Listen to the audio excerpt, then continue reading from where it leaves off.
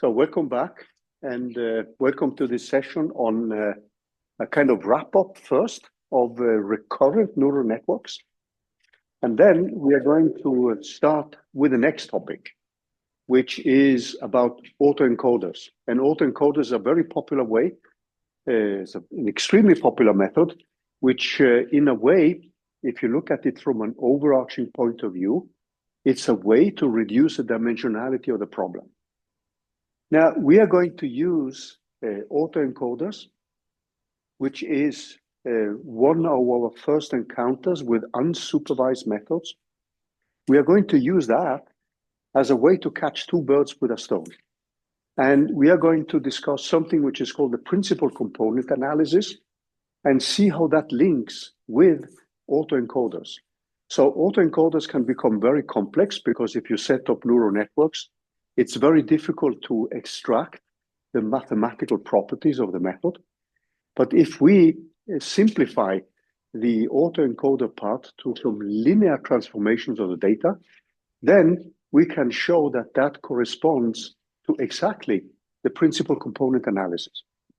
So when we are going to discuss the mathematics of autoencoders, we are going to bring in another very popular method, which is called principal component analysis, which is a plain linear algebra approximation, very much based on the singular value decomposition.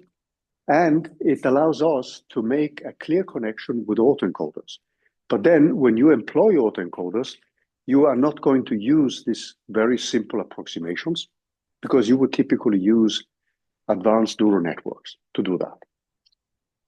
However, before we begin with the autoencoders, I wanted to wrap up the RNN part by discussing a little bit about what's called long short-term memory gates, because this is a very popular way of circumventing the problem we had with the simple brute force neural networks, which can often lead to exploding and vanishing gradients.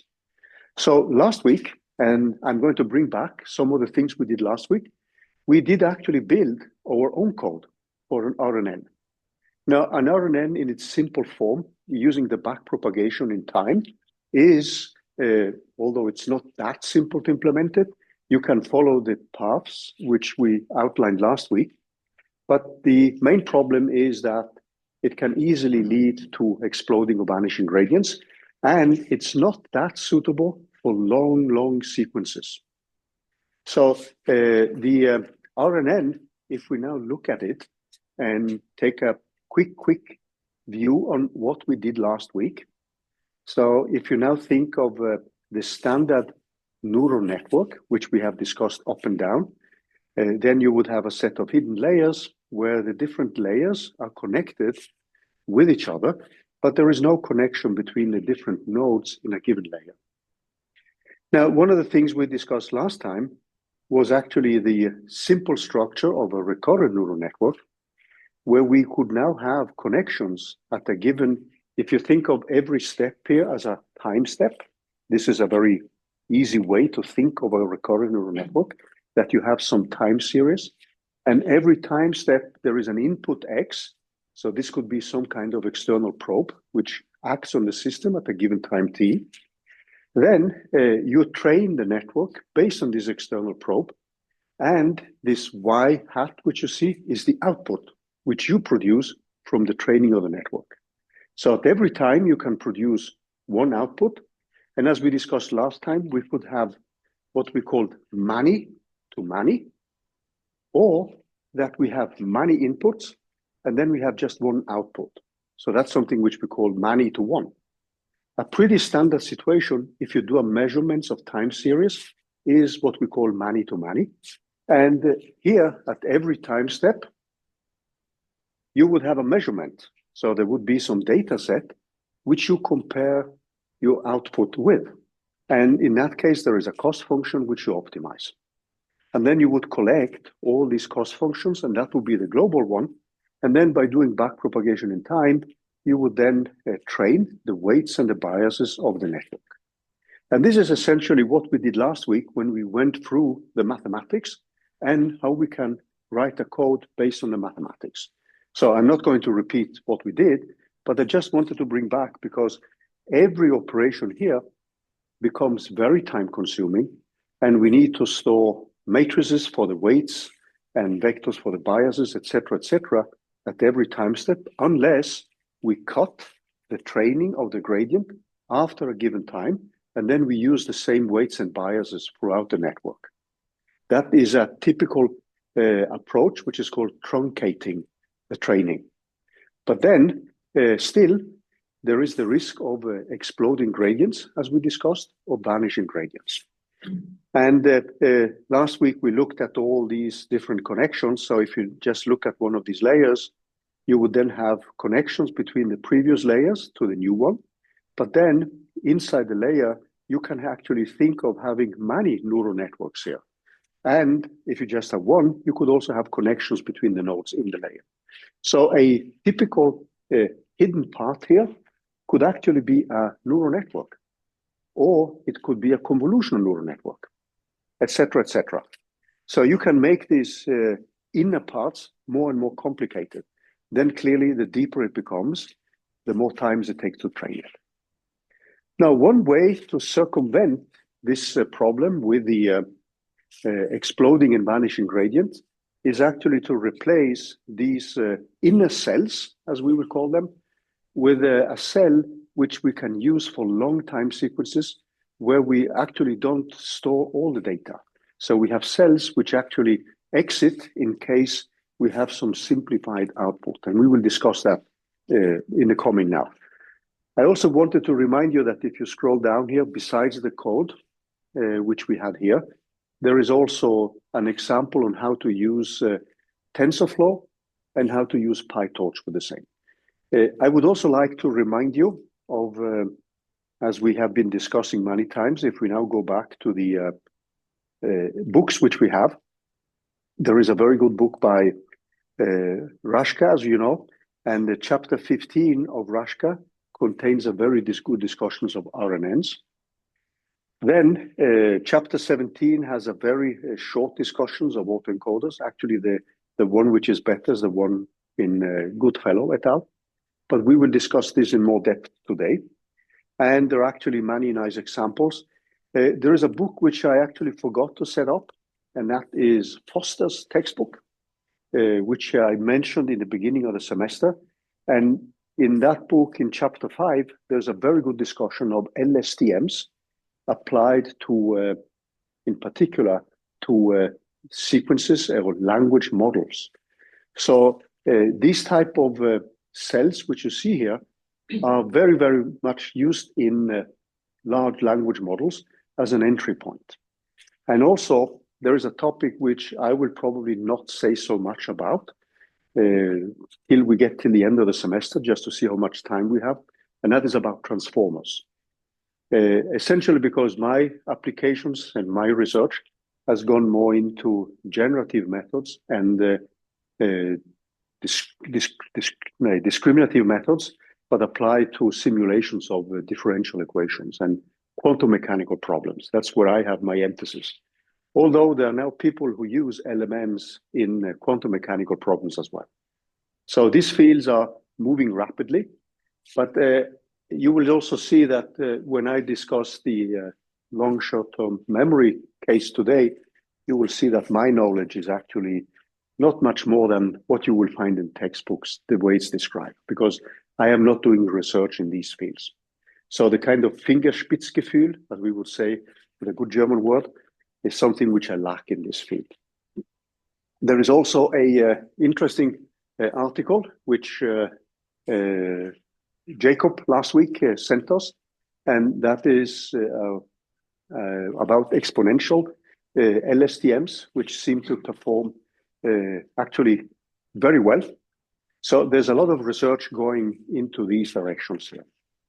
So there are a lot of reading recommendations. There is a nice video which Parham sent to me last week. Take a look at these videos. So the online material is so wealthy. Sometimes you don't see the wood for the trees and wonder, where should I begin? So I hope, however, that you have the basic understanding of an RNN. And I'm going to give you a little bit through slides, before we switch to the whiteboard, when we begin with autoencoders, I'm going to give you a quick overview of LSTMs. And this is something which becomes very complicated if you want to code it yourself. If you think the RNN last week was complicated, this becomes a little bit more complicated. And there we normally recommend that you use PyTorch or TensorFlow. And at the end of the LSTM lectures, you will find an example in PyTorch and an example in TensorFlow. But where I have applied it to the boring data set, the MNIST data set, and that is not the optimal application. And you will see that it doesn't perform better than a standard CNN. Actually, CNNs would outperform even an LSTM on the MNIST data set. So the application which I have simply follow this MNIST data set because I've chosen to use that throughout the lecture notes when it comes to a classification problem. And you will see from the examples how you can implement an LSTM. And last week, you also had examples on how you can run standard RNNs with TensorFlow and PyTorch. So feel free to use those examples as a way to get started.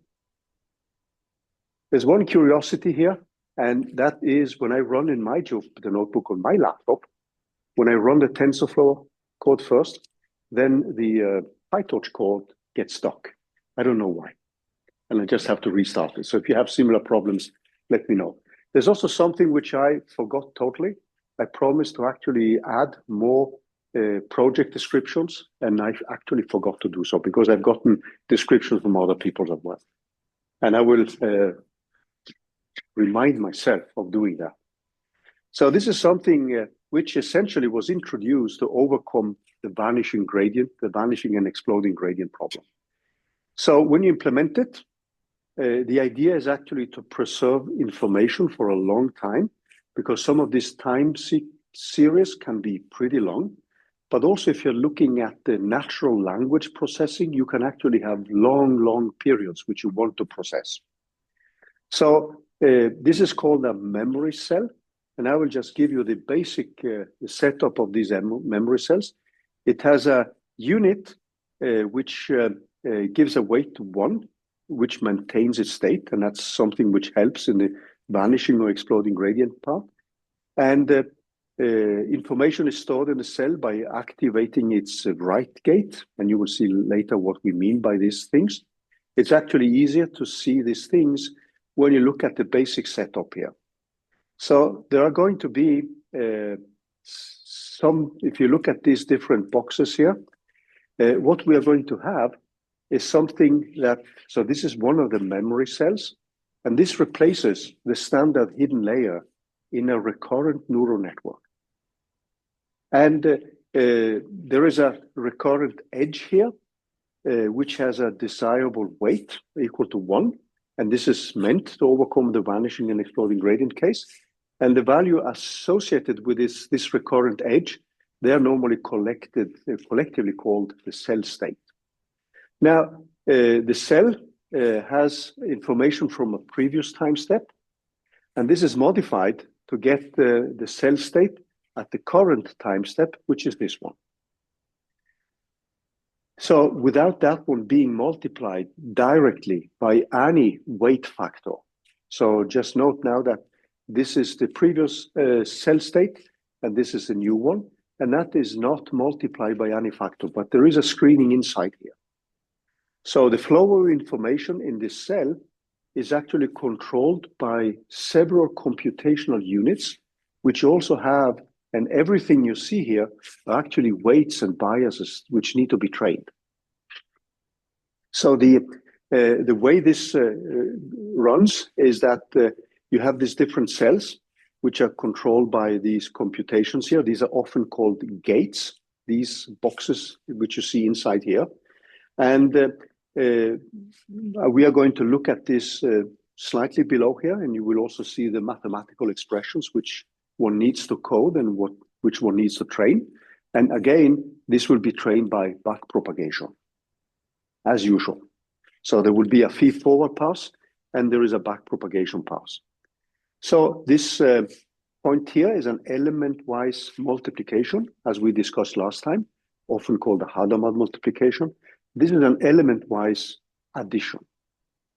So if you have a vector, element 1 in vector A is added to element 1 in vector B, etc.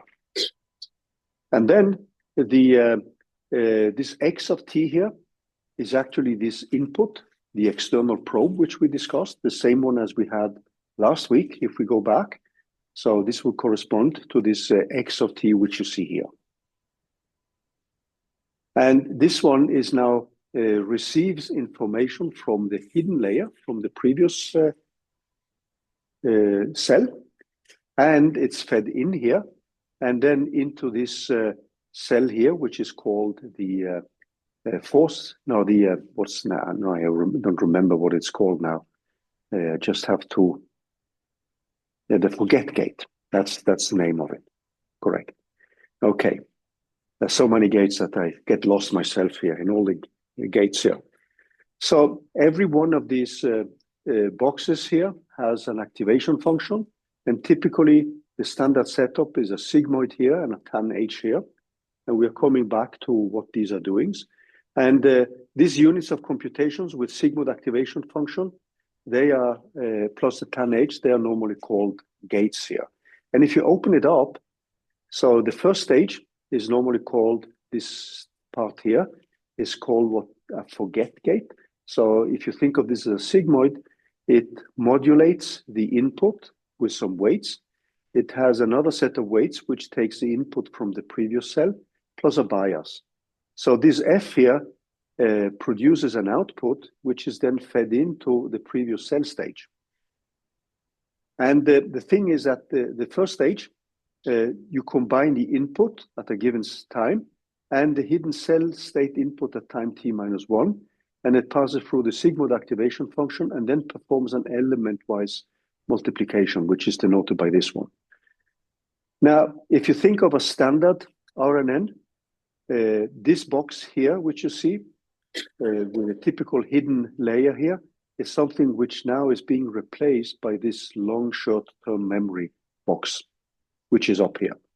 And the cell at the previous time step is given by the cell state, is given by this input here.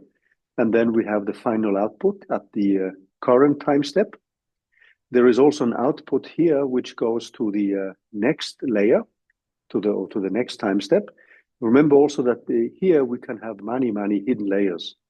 So there is also an activation and set from the previous hidden layers, and that produces an activation for the next time step. So if we scroll down, these are just the type of operations, and normally these three gates here, they are given by logistic sigmoid activation functions, whereas this was a tan H. But you can most likely play around with different ones. So the forget gate controls which information is remembered and which is forgotten. And it can reset the cell state. And the resetting the state is actually one of these things which helps in avoiding the vanishing gradient and exploding gradient problem. So this is then trained by us, training these weights and biases. Then, as we said before, so this is the forget gate. And then there's something which is called the input gate, which now has a new set of variables, which is this quantity here. And then there's something which is called the input node. And these nodes here, the next stage is actually this input node, which consists of both a sigmoid function, which decides what percentage of the input will be stored in the long-term memory. So this is actually a way to decide what kind of information will be stored or not. And then you have a tan H function, which decides what is the full memory that can be stored in the long-term memory. Yeah. Yeah. Yeah. Yeah. Yes, that's correct. That's correct. Yeah. Yeah. That's correct. That's a good point. So the details here are actually things which we can discuss a little bit further, but for the for those of you who may be interested in large language models, this is actually one of the entry points towards also the field of transformers. And as I said, if we have some time at the end of the semester, I will try to make some lectures on transformers. But this depends on, because now we are more than halfway in the semester. So these topics, when these results are calculated and multiplied together, they're actually added to the cell state or stored in the long-term memory. And this is denoted by this additive, this element-wise addition. So after that, if you now look at the kind of brief summary which we have here, so there is an input, the so-called input gates and the input node. There is this forget gate, which is then where we perform an element-wise multiplication with the cell state from the previous time step. And this then decides the cell state at the time t. And the final one is something which is called the output gate, which outputs the values of the hidden units, which are then fed into the next cell. But this can also go to the next layer, if you think back to the standard structure of a recurrent neural network. So these are internal parameters which need to be trained. So the final stage is this output gate, and its purpose is actually to update the short-term memory. So this is the one which actually updates that at the time t. So the forget gate is acting on the previous cell state, but then we want to have a new cell state, and this is now given by the output gate, and that's the purpose of to update the short-term memory. And then to achieve that, you take the newly generated long-term memory and you process it typically through a TANH, and that creates a new short-term memory. And then you will multiply this potential memory by the output of a sigmoid function. And this multiplication generates the final output. Now, you should keep in mind that there are tons of applications and refinements of this. This was introduced in the end of the 90s, the beginning of this millennium. And if you're interested in diving into the mathematics and implementations and comparisons with the recurrent neural networks, there is actually a very nice article here where they also introduced the gated recurrent unit, which is another type of LSTM. And there is an article here which is actually a pretty good read. So if you're interested in reading more, I would recommend taking a look at this article here. And that is co-authored by one of the big people, or the big contributors to the field of machine learning, Ben Zhou, who is also the one who has written that textbook on deep learning. And I would say that is a very nice read. And also you have the recent work by Beck, where you have exponential gating and modified memory structures, which typically boost the capabilities. And it seems to perform pretty well on state-of-the-art transformers. So these are topics, if you're interested, I mean, feel free to dive into them. I will not, as I said, since this is a field which is beyond my area of competence, I will not dive too much into it. I have also never coded an LSTM, so which means that I don't have this deeper feeling for it. But I know that some of you are interested in that, so feel free to take a look at it. And also with TensorFlow and PyTorch, there are actually many and simple ways to actually test the LSTMs and many of these other methods. So here the code actually takes as input the standard MNIST data set. So you have 10 categories. This is a 28 times 28 features. So my time steps become then the different features of the picture, which is a 28 times 28 pixels. This is not the best way to do classification. You will actually see that CNNs are more efficient and give a better reproduction. But this gives a typical way by which you can set up the training of the MNIST data set. And as I said, it's not the best way of doing that. So here we're simply scaling the data to by dividing by 255. This is a 28 times 28. We reshape the data. We have a train and test as usual. And then we define an LSTM now, which takes the input shape, and it has 128 LSTM units. So you would then specify the units here. So this contains then 128 LSTM units, and the final output is actually containing only 10 output nodes, because these are the 10 images. And we are doing a classification problem, and we have the softmax function for the output layer. And then we have the standard categorical cross entropy. Optimizer is Adam, and then the accuracy is the metrics. So if we get 100% of one, we have a perfect fit. In this specific case, you will see that the model gives only roughly 0.97, 98, which is often below what you would get with a CNN, which would typically give you 99%. But this is actually pretty, you can see here, this is with TensorFlow and Keras, it's actually pretty easy to set it up. So it's not a very long code, as you can see here. And I always like to set up this model summary. And if you then do it, this will always take some time, but you can see the number of parameters I have for the LSTM. This gives me something like 80,000. So I'm roughly around 81, 82,000 parameters, which I need to train. And you can see that the accuracy is getting close to 94 for the validation accuracy here. So if we just continue, let's just run, you will see that you get close to 98%. One of the problems, as I said, if I now run my PyTorch, my my Jupyter Notebook on my laptop just stops. So I would have to restart it. But you can take a look at the PyTorch code as well, because that contains much of the same setup as you would have with TensorFlow. And this shows you simply how you can easily run this type of methods using these two popular libraries. Any questions so far?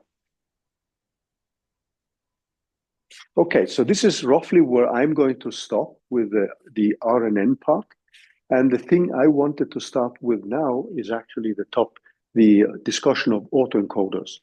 And that's going to be, in a way, our first unsupervised type of learning method. And it's a very popular method. And I guess that some of you may actually try that on your data sets. But you can see here when you look at the typical loss functions and the accuracy which you get, it's actually not so bad. But it's typically not the type of method you would apply to that data set. So I have to reload. Okay. Sometimes when I run TensorFlow here, it does something which I haven't been able to fix on my laptop. And then there's a similar example on, this has again, hidden size, 128. Number of classes is 10. I'm doing 10 epochs, and then I have fixed a learning rate of 0.01. So this has essentially the same structure in PyTorch as well. And you will see that in PyTorch also, the type of way of setting it up is actually pretty close to the way you would then do it in TensorFlow. You define an LSTM model, and this is what you need here.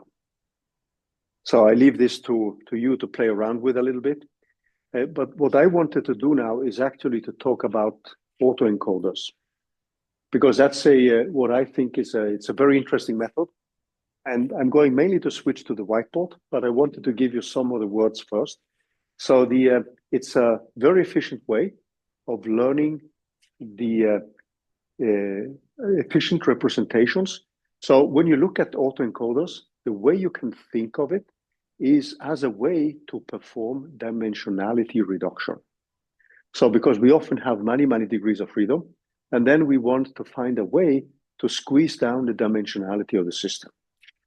And they learn to encode input data into a lower dimensional representation, and then you decode it back. So there's a transformation back again. to the original data. And the hope is that your decoding is as close as possible to the final data which you want to reproduce. So it's a way to learn specific features about your data set. This is actually what you do when you do a projection down to a smaller space.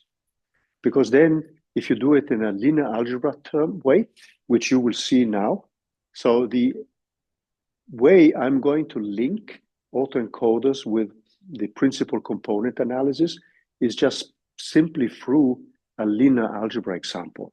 And in linear algebra, many of you are probably familiar with something which is called projection operators. And that is a way to take the full space and in a mathematically consistent way to project down to a smaller space.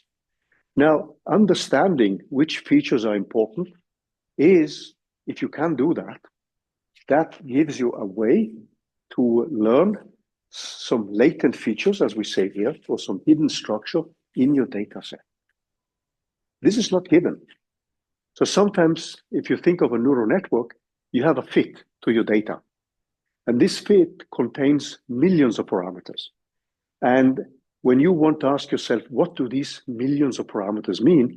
It can be very difficult to extract something meaningful. So explainable AI or explainable machine learning is something which is very important.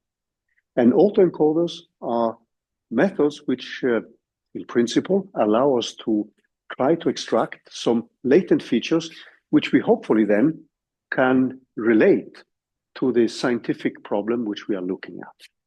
So they are used for data compression, denoising, anomaly detection, and also generative modeling. So although it falls under this box of discriminative models, it allows us also to generate new data. So they are powerful ways to detect features, and they are actually used as I say here, as a pre-training. They can be used actually for unsupervised pre-training of deep neural networks. So what you're doing then is that you find some specific features by reducing the dimensionality, and then you can have a way to pre-train a network, which is then fed into a deep neural network. So I'm going to bring up some of the information here by going back to the whiteboard, but the schematic image of an autoencoder is as follows. So we have some input. Then there is something which encodes the data. So this is going to be given by a function. This encoder could be a neural network. And this gives now some latent feature representation. So this could be an encoder which does a dimensionality reduction for us. Then we have found these features which we think are the essential ones. And based on this one, there's a decoder which then helps us in reconstructing the input. So through this decoder, we will then have something, hopefully, which gives us a reconstruction error. That means a difference between the input and the output, which is as close to zero as possible. Now, in order to understand this, let's take a look at a simple mathematical model and try to link this first with something which many of you have seen before, which is ordinary least squares, which in principle doesn't do any dimensionality reduction. And then we are going to bring back the singular value decomposition, which we can use to perform a dimensionality reduction. So what's the basic, mathematics which lies behind the autoencoders? So this is the kind of overarching picture, but let's now try to look at the mathematics here by diving into the whiteboard.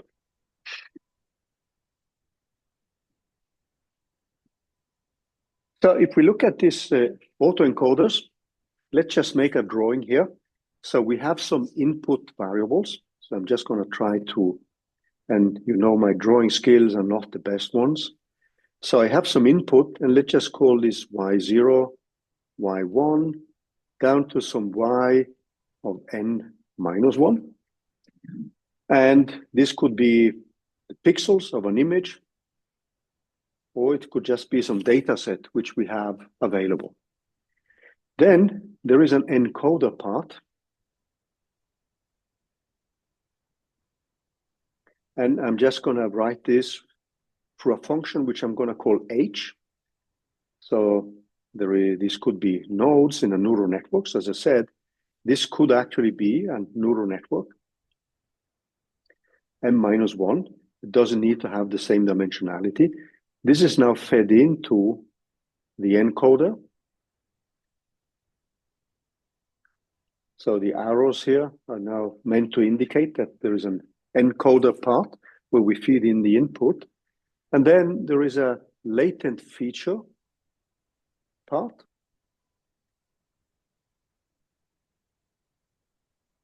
So this data is then fed in here. And the encoder performs a transformation of data and reduces the dimensionality. Now, this latent feature representation could then be an efficient way to reduce the dimensionality, as we will see soon. Then this goes back to a decoder. And I'm going to label this with G's.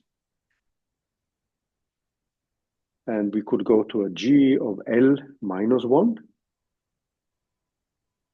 And this is now fed into an output part.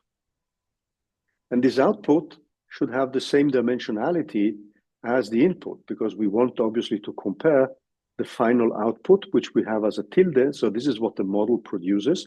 So we have an N here, N total dimensionality or length for this vector N, and we have the same number here. So then we have a decoder part, which then links with the final output in some kind of way, okay? This is the essential part. So the encoder and the decoder are going to perform this dimensionality reduction for us. And when we have this recipe, then we can produce the final output. So let's look at something which is familiar to us, hopefully familiar. So I'm just going to define two functions now. So I define a function H. These are the H's, which you saw on the image. And there's a function F, and this depends on some weights. And then we have the input. So the weights are the same as you could think of a neural network. I'm skipping the biases here. So in principle, you should also have biases as additional parameters. And then I'm going to define a new function, G, which is now given by some, let me just wipe it out here. My Y tilde is going to be given by a function G. So these are these different G's which you saw. And there's going to be a weight matrix, V. And then this takes as input H. And then we can define some metric for success or not. So we will then define a metric for success. So whether this model, which we are producing now, this Y tilde, is a good model or not. And a very typical metric could be the mean squared error. So that will simply be a sum over all the variables here of from I equals 0 up to n-1. And then we have y of I minus y of I tilde squared. And then we would have an optimization problem, which we are pretty familiar with. Optimization. And the optimization then would be taking as arguments V and W. These are the parameters we want to optimize. And then we optimize this function here, the mean squared error.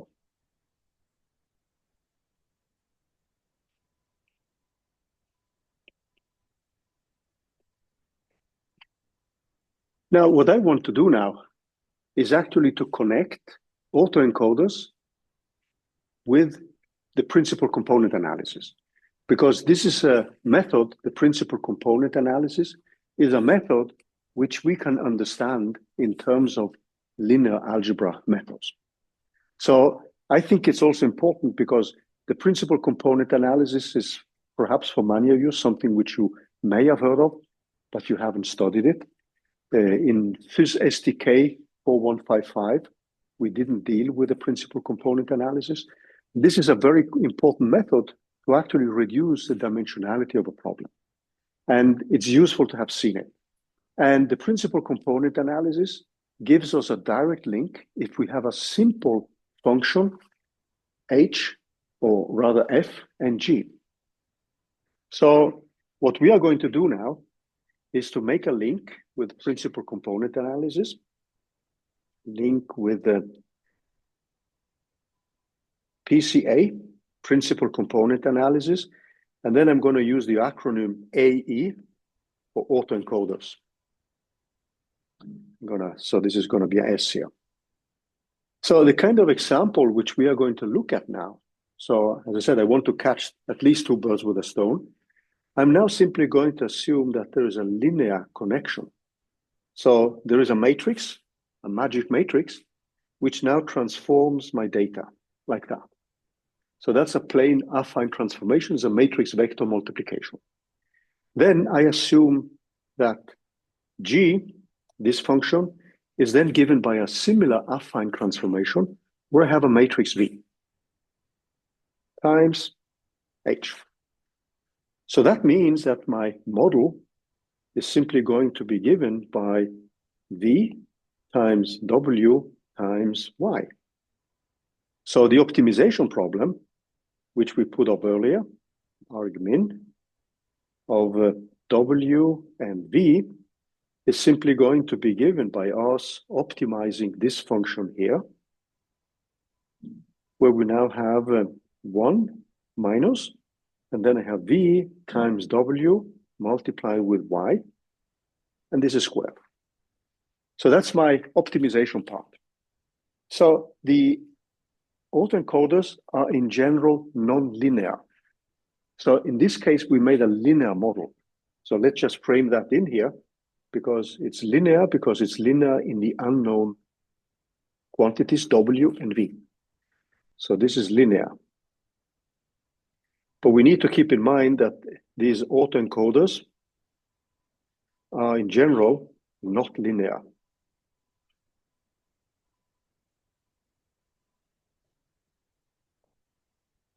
They can be a complicated neural network, which is actually a nonlinear representation of your data. So, and that is the nonlinearity of the autoencoder is what makes them powerful. However, if I make this approximation here, this is going to be exactly the same as I get with what is called linear PCA. So we can show that an autoencoder corresponds to a principal component analysis, which is a dimensionality reductions.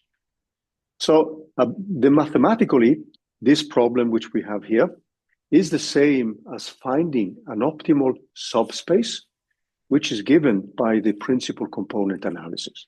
So when we are doing this type of optimization, what we are looking after by the minimization is an optimal subspace of features. So if you then think back to what we started with here, this approach here, what we want to is to find an optimal representation of some specific features. And these features are the features which we will think are the most important ones. So just think of you looking at the prices of houses. So you have, let's say, 500 houses, and these houses have different prices. Some of them have more rooms, some of them have more bathrooms, some are bigger, and so on. And it's pretty likely that the price is strongly correlated with the number of rooms, the size of the house, and perhaps it's less correlated with the color of the house, because that's something you know that people will obviously always repaint the house, right? So the painting which you would have indoor will influence less the price of the house, because you're often looking at price and a given size of a house. So clearly, when you then are looking at what determines the price of a house, and if you want to make a model, there will be some features which are important and some features which you can just forget about. And that means that the latent feature representation is something which we are looking after. And normally you want to make this automatic in the sense that you don't want to look at the data, which can be enormous, and then try to figure out by hand which data should be included or not. But you would like to automatize this. And this is essentially what autoencoders do for us. And to go through this exercise via the principal component analysis, hopefully is going to give us some mathematical insights about what autoencoders actually mean. And this is, as I said, it's an extremely popular unsupervised method. And I know that many of you are actually interested in doing that in project number 1 or project number 2. By the way, next week, March 21st, we have the deadline for the first project, but it seems that most of you will actually do one major project. So what you should upload on Canvas then is simply a one-page summary of what you're planning to do and where you are. Because then we get a feeling of where people actually are, and if you need some extra help, because it's very easy to postpone things, and we humans are experts in doing that. I am. Procrastination is one of my favorite activities, and June 1 comes suddenly. Although we have always been pretty flexible with deadlines. So what we're going to do after the break now is to look at the first ordinary least squares, and I hope you don't get offended if I remind you of that, which is a method which does not perform dimensionality reduction, but it performs a projection, but it keeps the full dimensionality of the problem. And then we are going to move to the principal component analysis, but in doing that, we are going to look at the singular value decomposition, which, for those of you who know me, is my favorite algorithm in linear algebra, because you can always singular value decompose a matrix, even if it's singular. But let's take a small break then, eh?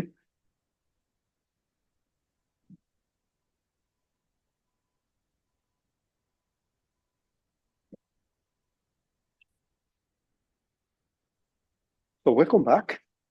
Now, what we are going to do now is to do some spooling back in time, and we are going to look at the popular method, the ordinary least squares, and just remind ourselves about some small technicalities. And we are going to use that as a stepping stone towards the PCA and the singular value decomposition. So let's just look at some of the basic mathematics with ordinary least squares. So you may remember or not, but we would have a set of input variables which are defined by what we called a design matrix. So we would have a matrix which we defined as the so-called design or feature matrix. So let's remind ourselves about some of these technicalities. So this is assumed to be a real matrix of dimensionality n times p, where n is the number of data entries. So that could be the number of houses which we have been studying, and p could be the features of a house. So that could be the paint of the house, the number of rooms, the number of bathrooms, the size of the house, everything which classifies a house. And this matrix X is something which we have generically just rewritten in terms of the entry points. So we would have on the rows, we have the data entries. And then we have the features here. So this would be 0, 1, x1, 1. And this goes all the way down to that one. And then we have the final one, which is 0, p minus 1. And this goes all the way down to n minus 1 and p minus 1. So the columns are the features. And that is a vector which then contains all the data entries for a specific feature. So that could be the number of rooms which a given house has. And then the rows here, they are the data entries. Just to remind you of that.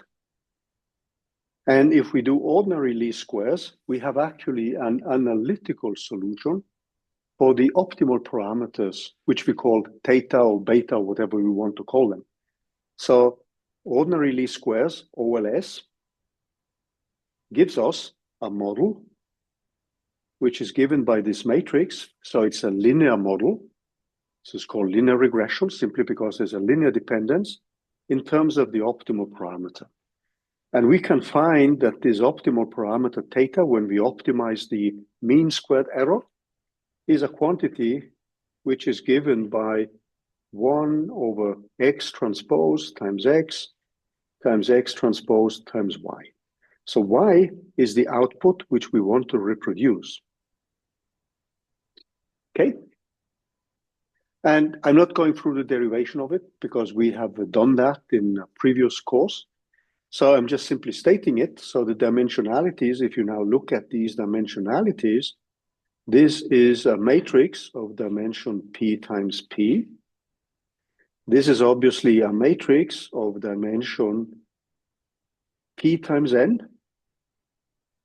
Y has length n, and theta has, obviously, when you now see the multiplications which we are performing, has a length of the number of features p. Now, if I then look at my final value, this y tilde, this is given by x times theta. So that means that what I have is x transpose times x transposed times y.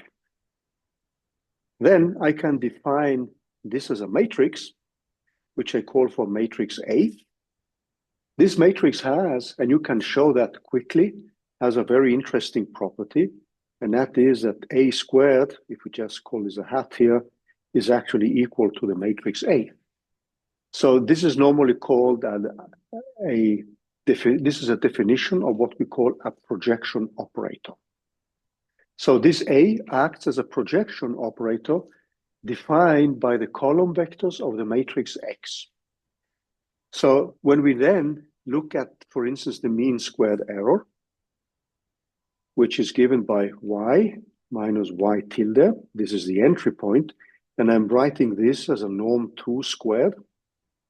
But just to remind you of that, a norm 2 squared of a vector is simply the sum over all the elements of v of I squared. Okay? That's the norm 2 of the vector. And this quantity here, if I now just look at y minus y tilde, this is given by identity matrix minus A, this matrix A multiplied with y. And we can write this as y minus, since this matrix is an idempotent operator in principle, we can write it as a matrix squared.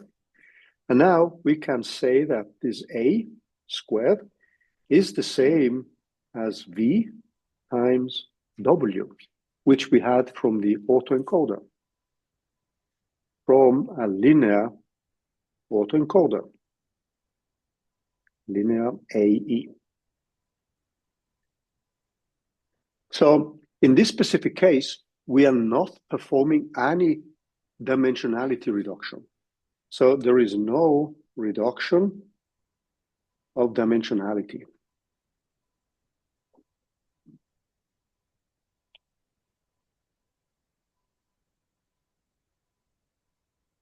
So if you look back at what we had, let me just pull back a little bit. So we made this assumption now that our data is given by these two magic matrices. So we have an affine transformation, and then we have an optimization problem here. So one of the optimization problems which we could deal with is standard ordinary least squares or linear regression, where we assume a linear dependence on the parameter theta. And if we do that, then we can define this matrix V times W as this matrix A squared, which is then equal to A. Now this, what you have here, is simply us making a projection of the vector Y, which contains the output we want to reproduce, in terms of the column vectors of this matrix X, which you see here. So this operator A here can then be seen, if we want to make the connection, as this matrix V times this matrix W. And in that case, V is equal to W is equal to A. Okay, that's the first simple example of a typical linear approximation which we can make, and which many of you have seen before. Does that make sense? Now, let's now move to my favorite algorithm, because the singular value decomposition can actually be used to make a dimensionality reduction. So let's look at that. And one of the reasons why I bring up the SVD is because that plays an important role in the principal component analysis in order to understand the algorithm. So let's now move to SVD, and this is going to be a dimensionality reduction. So keep in mind that here, when we look at the calculations, the dimension of A is given by n times n. So that's the full data set which we're dealing with. And we haven't made any reduction. So let's now look at this and dim reduction.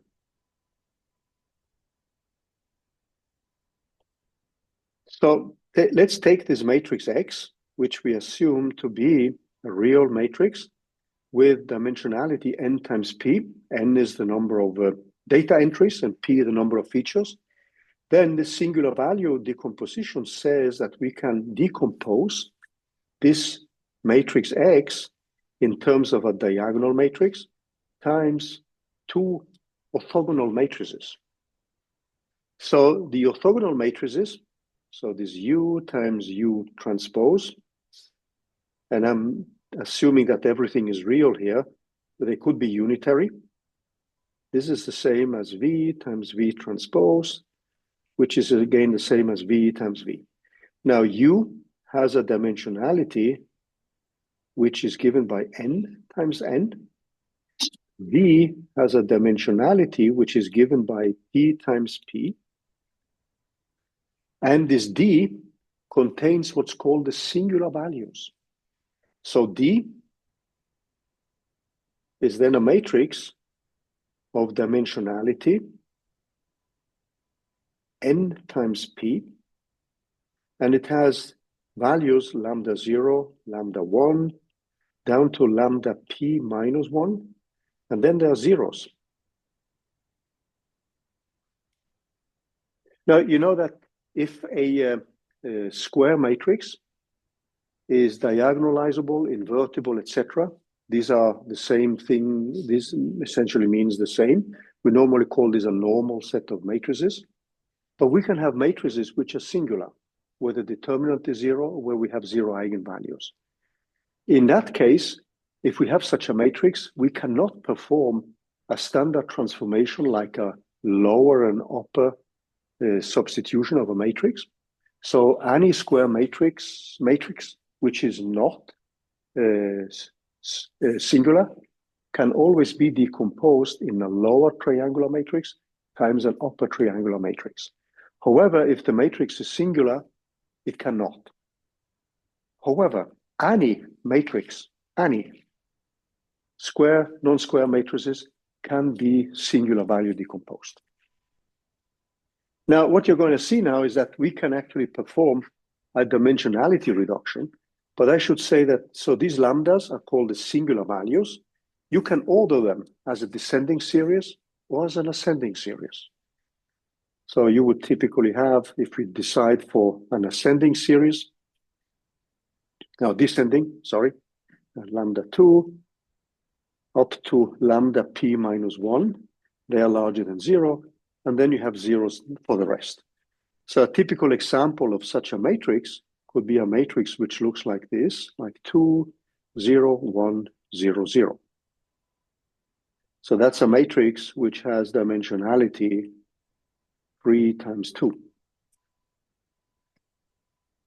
Now, these values, lambdas, are called the singular values, and they are always larger than 0.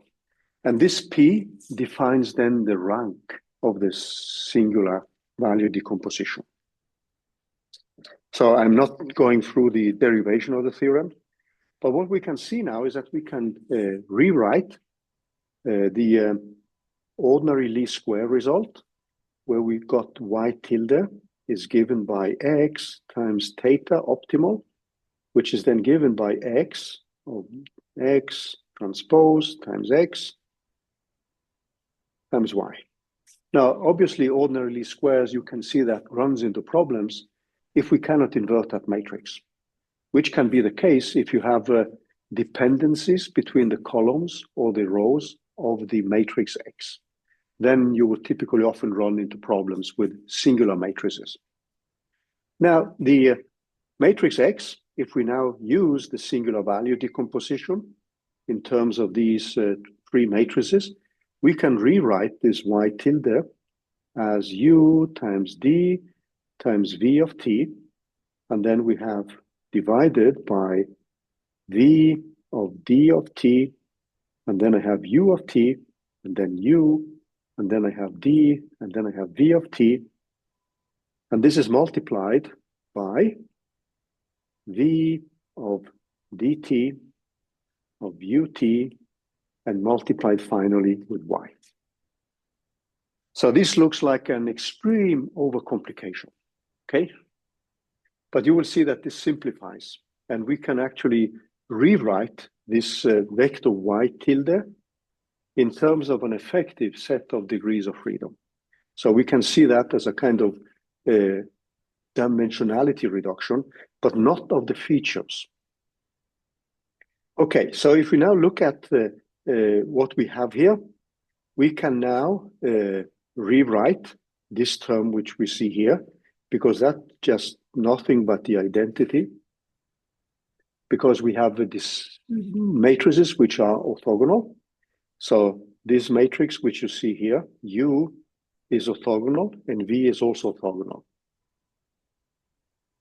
So if we now look at this expression, we can then rewrite it, and it becomes equal to, so this becomes equal to U times D of V transposed, and then it has a denominator which goes like V of D transposed of D, and then V transposed V of D of T times U of T and multiplied with Y. This doesn't look like a simplification at all. So let's take a closer look now. So dt times d is nothing but the singular values squared to p minus 1. So we have no zeros anymore along the diagonal. And this has dimensionality p times p. Now we know that the V and V transpose have the same dimensionality. So this matrix, as you see, is non-zero by definition and invertible. So that's an important point. Then we know that V is an orthogonal matrix. An orthogonal matrix will never give rise to singularities. So that's also an invertible matrix. So this is also, by construction, is invertible. Now, the D transpose times D, if you look at this matrix here in the denominator, this is nothing but just a diagonal matrix, which means that if I multiply a diagonal matrix with this matrix here, that means that I will just have a constant multiplied with this matrix along the diagonal. So that's, so every vector in that matrix V will simply just have a constant multiplied in front of it. So that means that this matrix product which you see here can simply be reduced to V times a modified V here. So you have just two matrices. Now V is invertible, D squared is invertible, and then there is one of these hidden gems in linear algebra, which you sometimes often don't see in mathematics texts, which is extremely useful. So the matrices are also square. This is a square matrix, and this is also square matrix. So this hidden gem says that if two matrices, if A and B are square matrices, are square and invertible,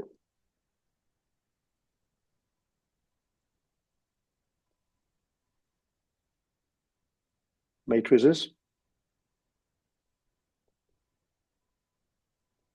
then I can write AB times B equal to B inverse times A inverse. So I'm not proving that one, I'm just stating it. It's not that difficult to prove. If we have that, since if you now look back here, if you look at this one multiplied with this, that just gives us a constant in front of the vectors here, because every matrix now, if you think of the matrix V, we can just write that one out as a vector, every column, V0, and then V1, V2, up to V of P minus 1. So these are vectors, and they are orthogonal vectors, which means obviously that V of I transpose times V of J have to obey orthogonality, and this is just a Kronecker delta. So when you multiply this diagonal matrix with the matrix V, what will happen then is that V0 will pick up the eigenvalue lambda 0 squared, V1 will pick up lambda 1 squared, etc. So that means that the only thing you do now is that you transform this matrix here into slightly different times a constant. So that means that you're ending up with two matrices which can be inverted, A and B. And we also know that since this is a orthogonal matrix, that means that V is actually equal to V transpose inverse. So if I use that, then I can rewrite my equation for Y. So then my Y here can then be rewritten in terms of U, and we are going to have a sigma, so we get the orthogonality of the matrices. No, not sigma, but D.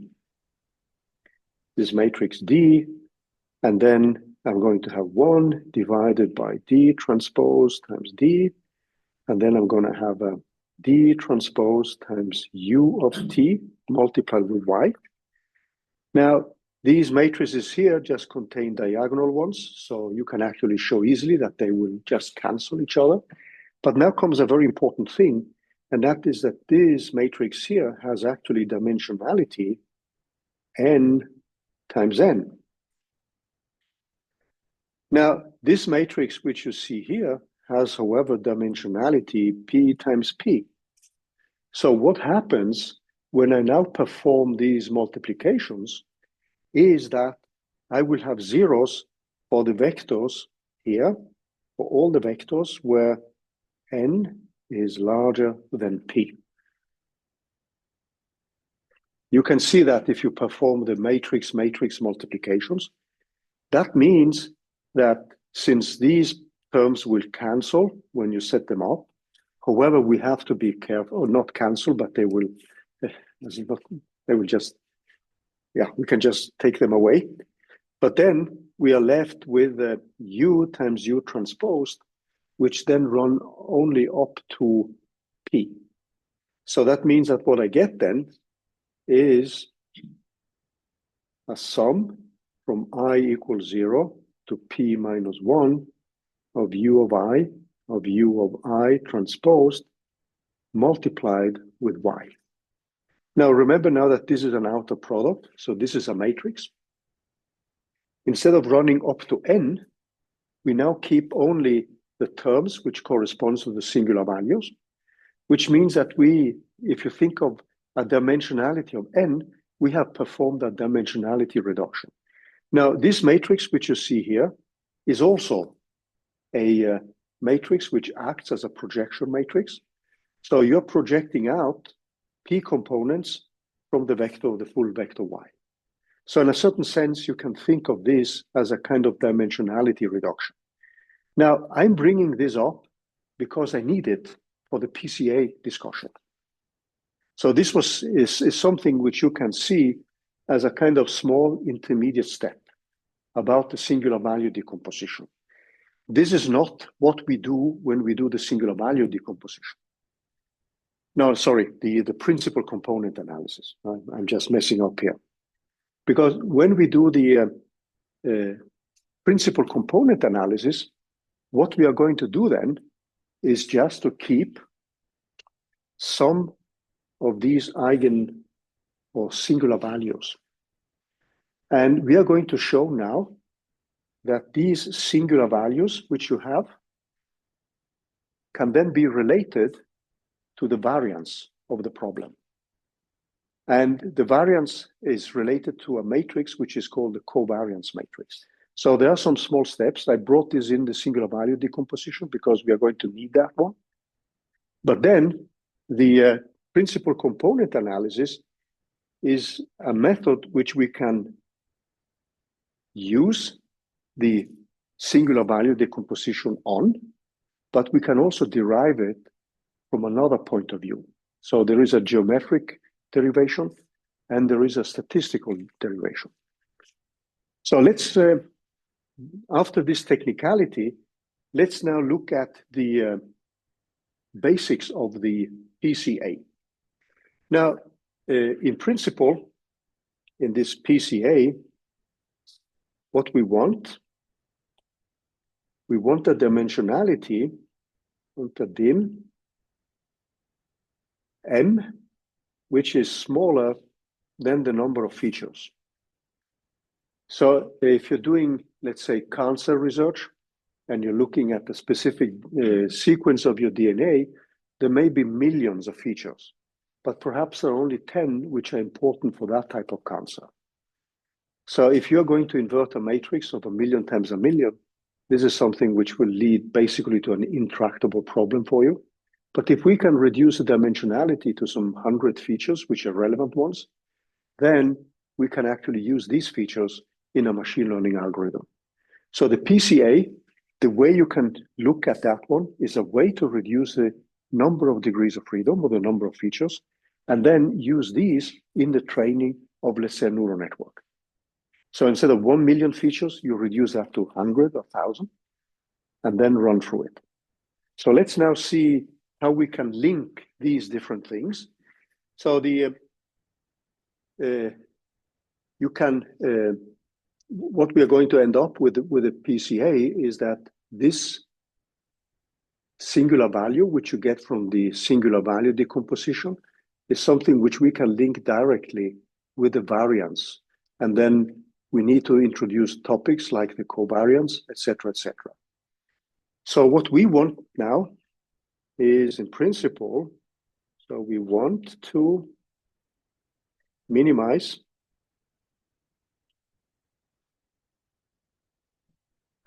what we are going to call the reconstruction error. And now you need to think of the autoencoders, the AEs. And this reconstruction error is something which we, for the linear case, is given by 1 minus V times W multiplied with Y. And this is a norm 2. This is a quantity we want to minimize. And this should be smaller than some epsilon. So this is the same as us setting up Y minus Y tilde squared,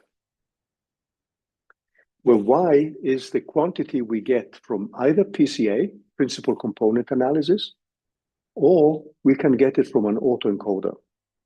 So what I'm going to show you now is that this linear case, which we used as an example for the autoencoder, can be directly linked with the standard linear principal component analysis approach.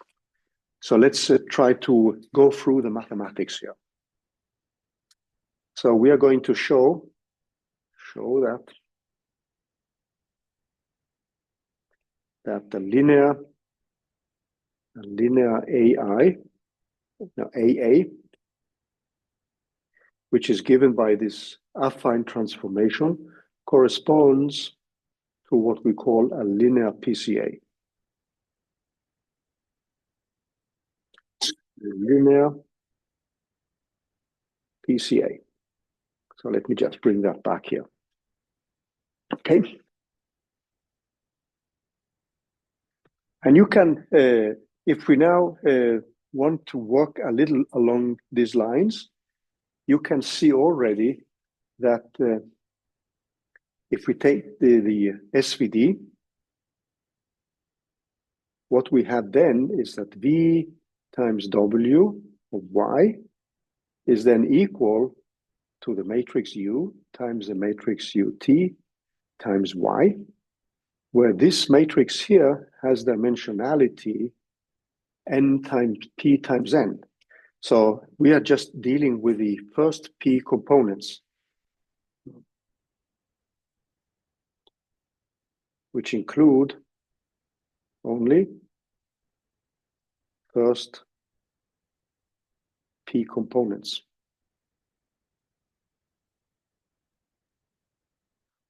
So we have already from the SVD, we have a kind of hint on the connection between the singular value decomposition, which we later are going to link with PCA, and this linear approximation here, because now you could think of V times W as given by this new matrix. So what we need then is now to introduce a quantity which we are going to call the covariance matrix.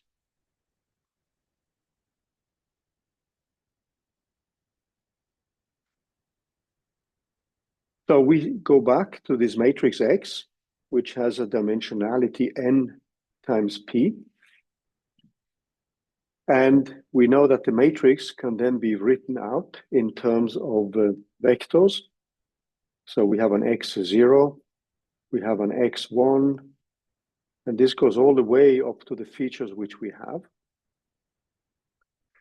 And mathematically, the covariance between a vector Xi and a vector Xj is given as, and since we now are not having the probability distribution, we have to have the sample covariance.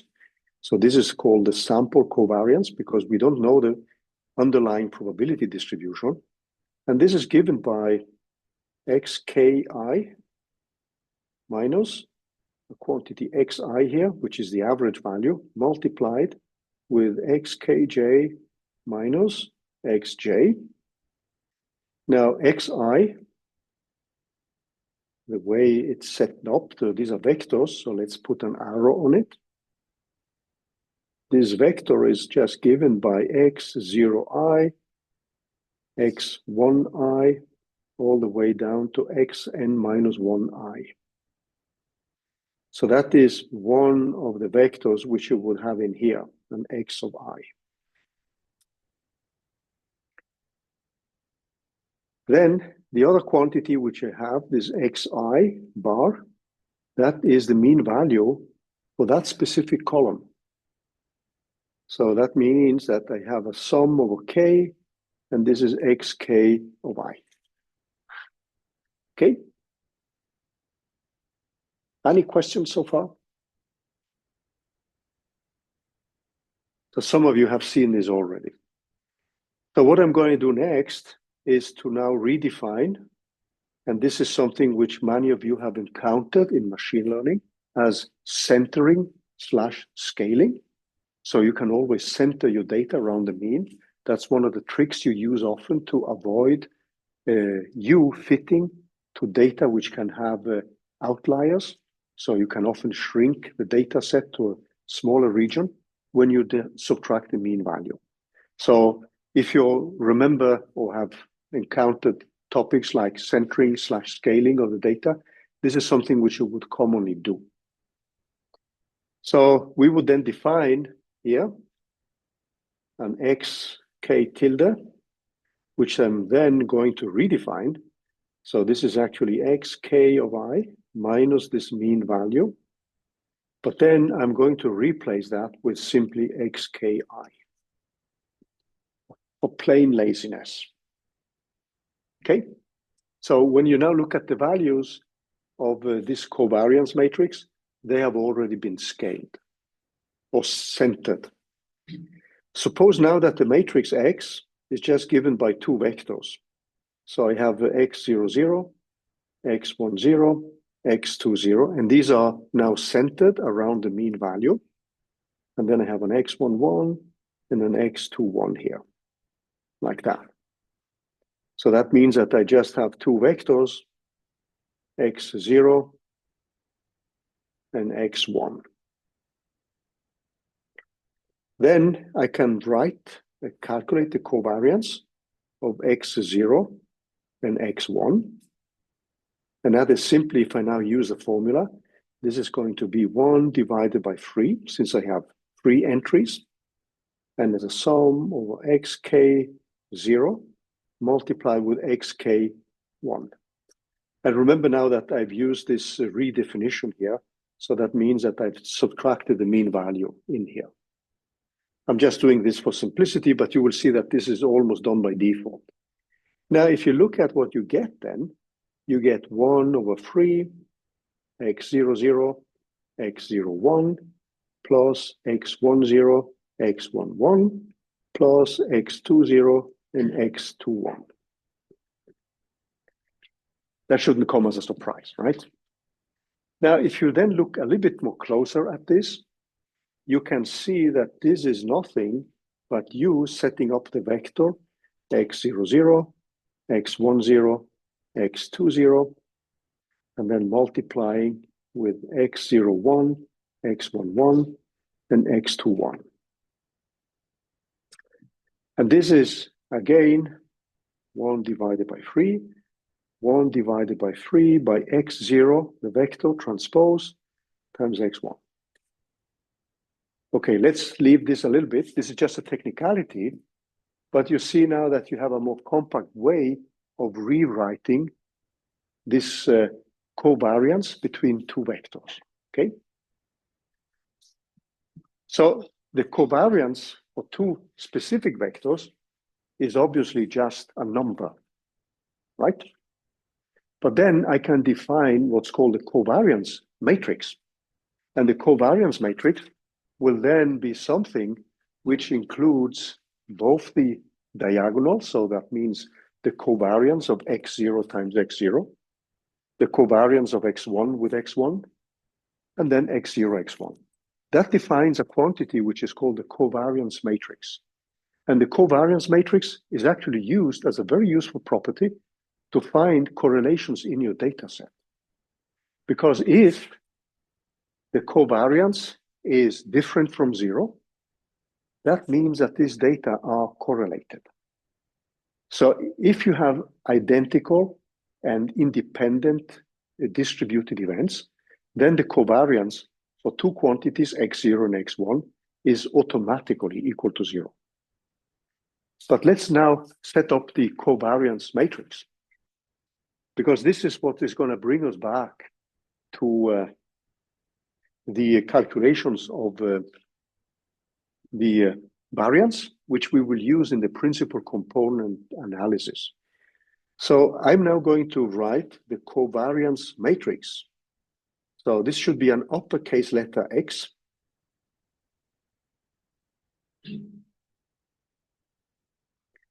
And I'm going to write that as a 1 over n and X transpose times X. So for this simple example, which we had with two vectors only, so our example here, so in principle, this is a matrix. This matrix here has dimensionality P times P. So our example with two vectors only, and these are two features of the problem. So you could now think of this case here representing two specific features of the price of a house. So it could be the number of bathrooms and the number of rooms.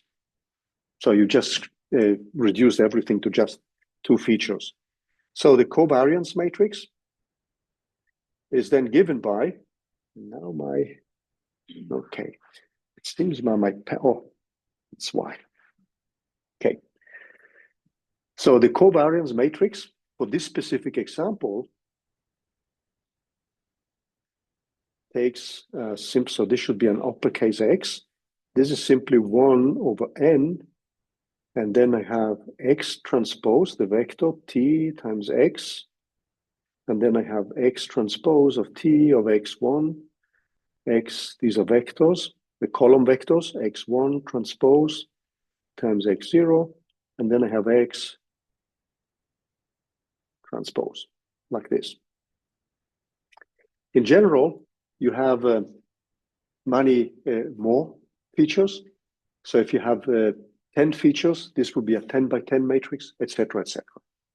And the mathematical expression which you plug in for these calculations is simply the expression which you see either here or as we wrote it here. Okay, yeah?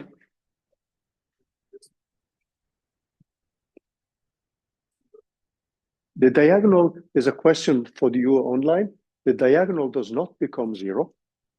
This is a very important quantity, the diagonal here, because if you write it down, you will see that this defines, so if I take 1 over n of x0, this is a very good question actually. This is going to be the same as this sum over k of x k0 squared. And 1 over n.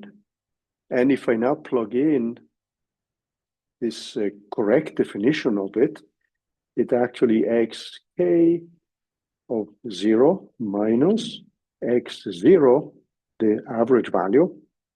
And this quantity you see here has a very, very famous name. Does anyone remember that?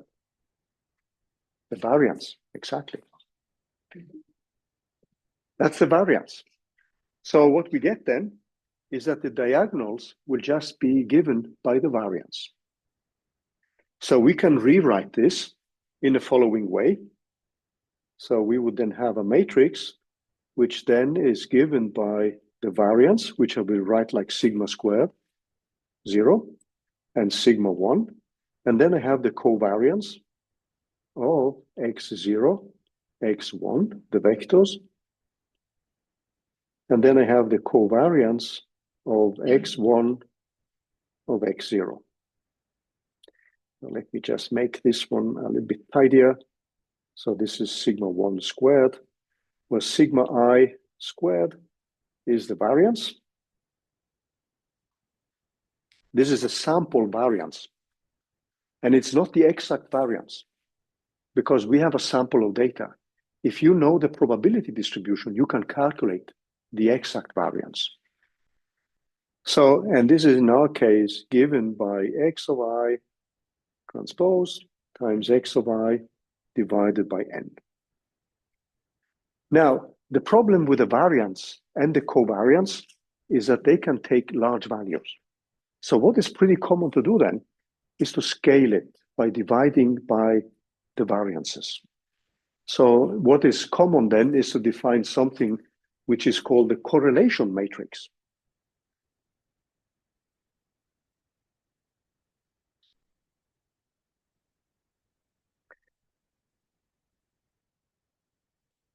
And then I'm going to define a new quantity, which I call correlation between two vectors, xi and xj. And that is going to be given by the covariance, that formula which we have seen, of xj. Now, if the data are uncorrelated, the covariance is always equal to 0. That's a very important thing. So then this is given by the variance of xi. So we call this the variance of xi divided by the variance of xj. And then you see that if I look at the correlation matrix, if I divide by the variance squared here, I will have 1 along the diagonals. So obviously the correlation between myself has to be equal to 1 because I'm just correlating with myself. I'm watching myself in the mirror and I say, this Morten guy is just perfect, right? Has correlation 1. And then I put correlations with this Morten guy with other people, and that may be close to 1 if we like each other. If we don't like each other, it may be pretty small. So the correlation matrix, if you can set it up, this is actually used as a kind of guideline on which features are important. So if you will find that many of these covariances are close to zero, then you would say that this feature is not that important, that is not so important. So you could by hand, simply by hand, you could say, okay, I take away these features by hand. And this is one possible approach. But then when we look at PCA, we're actually going to keep those variances, which are the largest ones, which corresponds to the largest eigenvalues of the correlation matrix. So let's do the final thing here. So the correlation matrix, this correlation of X, this is the quantity which you will often see in many machine learning algorithms. So if you use TensorFlow, PyTorch, or scikit-learn, these are three popular libraries, and you take your data set and you just write correlation and then put in the data set, it just sets up the correlation matrix. And that's a very useful feature to look at. And this is just going to be given by you having 1 along the diagonals. And then you will have the correlation between x0, x1, and this goes all the way up to the correlation matrix between x0 and xp minus 1. So these are 1s. And then I would have correlation matrix of xp minus 1 with x0. So these are your column vectors, etc. So many people actually use that, if you can set it up, as a way to make a pre-screening and find out which features are important. Clearly, if you have millions of such features, this becomes not that tractable. And that's why you want to have an unsupervised methods like principal component analysis, which allows you to reduce the dimensionality. So the PCA is actually us taking this matrix, diagonalizing it, and keeping the largest eigenvalues. That's essentially the PCA. And the largest eigenvalues are going to be the largest variances, because the diagonal matrix elements, not the correlation matrix, but the covariance matrix. So when I diagonalize the covariance matrix, this matrix here, this one, I can now set up a recipe where I only keep the largest eigenvalues. And the largest eigenvalues are going to be the variances. Now, keep one thing in mind now, that this matrix here, if the covariance is non-zero, then the variance, which you have along the diagonal, may not be the true variance of the system. So when you perform a transformation of that system to a diagonal matrix, that's when you can read off the variance of that specific variable. But this is what we will pick up next week. So next week, now we've done all the preparations which we need. So next week, we are going to link the PCA with the covariance matrix or the correlation matrix and the singular value decomposition. And when we're done with that, we can show immediately that this, a linear PCA, corresponds to an autoencoder with a linear transformation. Then autoencoders are more complex because you will plug in a neural network, which does much, much more. But we can keep this simple mathematical link here. And I hope you can see the wood for the trees, because I want to catch many birds with one stone here. I want to introduce PCA. I've been discussing about the singular value decomposition. And then I want to link this with autoencoders. So there's a lot of things which I'm putting into my pot. And hopefully I can keep you with me so that next week when we go through the PCA, you see clearly the link with the autoencoders.